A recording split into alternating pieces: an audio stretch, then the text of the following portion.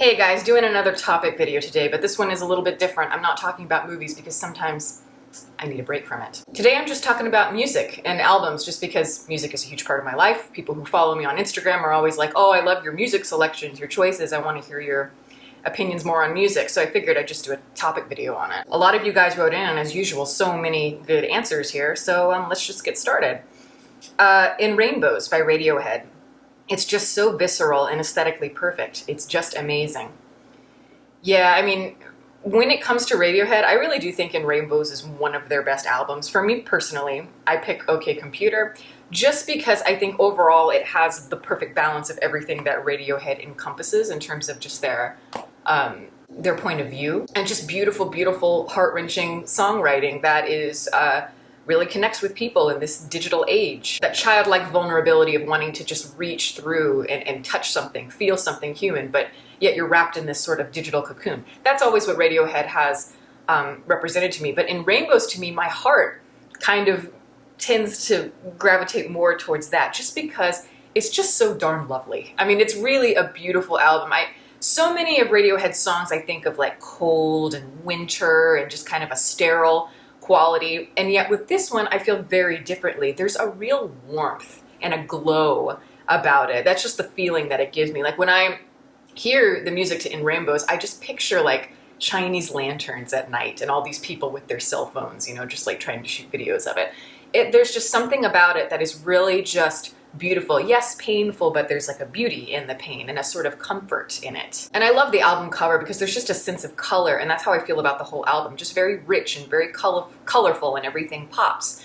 I don't think that the songwriting is quite as good as OK Computer, but there are some of the great songs they've ever written. Nude, I think, is one of the most devastatingly beautiful and haunting pieces that they ever wrote. And then like Reckoner as an example. I mean, just wonderful songs. The Doors by The Doors. Most brilliant display of chaos. Makes me feel like I'm going insane.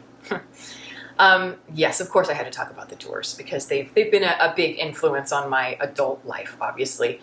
But yeah, the Doors is their first album that they ever did, and I think it is one of the most interesting debut albums for a band of that time, particularly psych rock in the 1960s. What drew me to The Doors originally was actually The White Album by Joan Didion, which is probably my favorite nonfiction piece, and she's one of my favorite nonfiction writers. But she talks about a recording session where she got to be in on The Doors recording back in the 1960s, and she talks about Jim Morrison, talks about The Doors and how they're like the Norman Mailers of the top 40, which I thought was very funny. And it's true, they have kind of a point of view, a very psychedelic point of view, but more so than in a lot of other bands, really pushing to that gritty kind of dark place. And of course, the doors of perception, the Doors, that's their whole philosophy. Break On Through to the Other Side, one of the great opening tracks, I think, is just so kinetic, the energy, the way it moves, it's so exciting. It's just the perfect introduction. It just grabs you and pulls you in, and you're like, whoa. But so many influences, obviously, like I say, like psych rock and like blues and jazz, country influence, they do a lot. And of course, the final track on it is maybe, for me, one of the great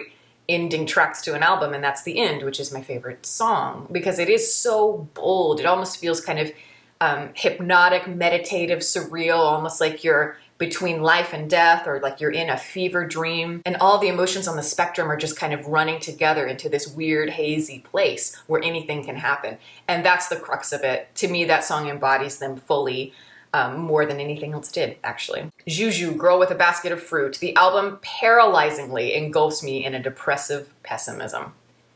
Interesting you say that. I love what you say. It paralyzingly engulfs. That's a good way to say it, because it is like paralyzing is how that album feels. When it comes to Juju as a band, though, I have to say, I always liked them, but there was just something about them where I felt like, you know, they've got such a unique, like the textures and kind of that trippy soundscape that they're going for is really interesting, really abstract. It feels like an entirely new dimension, but it's not quite there yet. Like every time I'd hear, I'd be like, okay, this is good, but I want them to push further.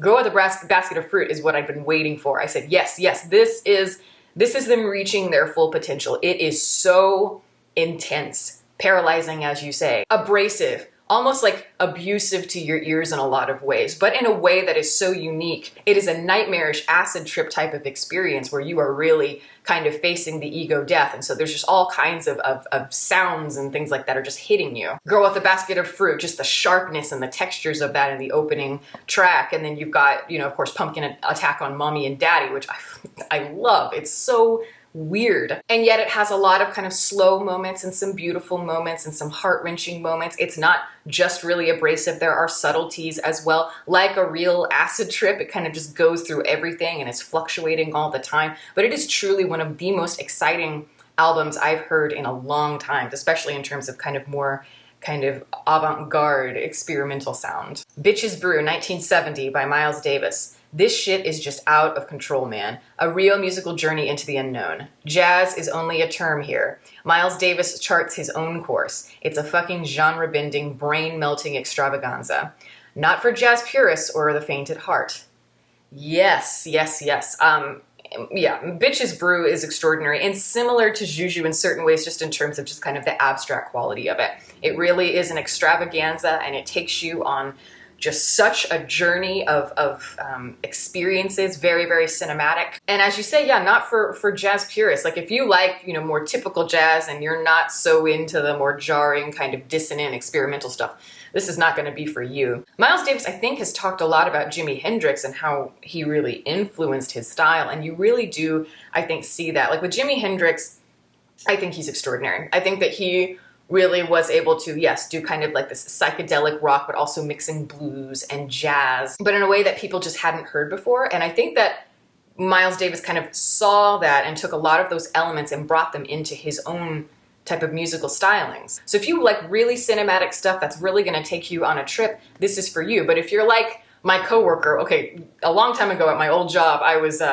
listening to this album in my office, and one of my coworkers came in, and he's older, kind of more, you know, like less into that kind of stuff. And he just comes in and he's like, all together now. And I was like, shut the fuck up. Swans, To Be Kind is a great album. It captures the uncompromising tone and the primal nature of rock music while still having a beautiful, beautiful melody in between. Swans is one of my favorite bands. And when it comes to kind of like post-rock, just kind of postmodern music like that, they're probably my favorite. And yeah, you know, like I know this is a typical thing to say, but it is just so cinematic. And this album is, I don't know, it's long. It's like 3 hours or more, but it is such an experience. There's something about it that just kind of draws you in slowly, and I think maybe it's kind of like the repetition of the musical phrasing and all that just really hypnotizes you in a way. There's a track on there that I think is one of the most extraordinary, and it's called Oxygen. Highly recommend it. It's in that same thing where it's like, you know, it's very repetitive, but there's something about just the intensity to the point where it just gets so primal and gritty and intense, so unrelenting, and that's what I feel that they do. They're not afraid to go to certain places, and that's what I love so much about Swans. Have One on Me by Joanna Newsom. A decade later, it continues to reveal itself to me. I think Joanna Newsom is really extraordinary in terms of her vocal phrasing, just a really unique voice. It almost sounds like, I don't know, like a forest nymph or something.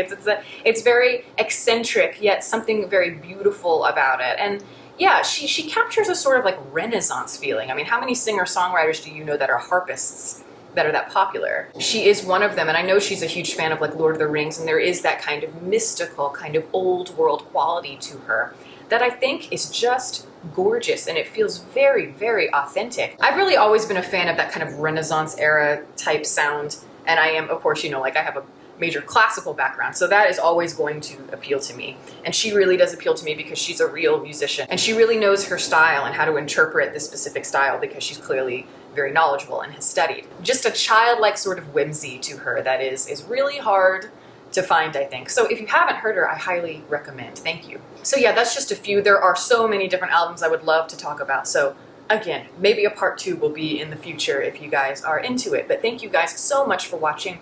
You will see here all of my Patreon supporters. The link to support is below. All of my social media is below that. You can watch more videos here, and you can subscribe if you'd like. Catch you next time.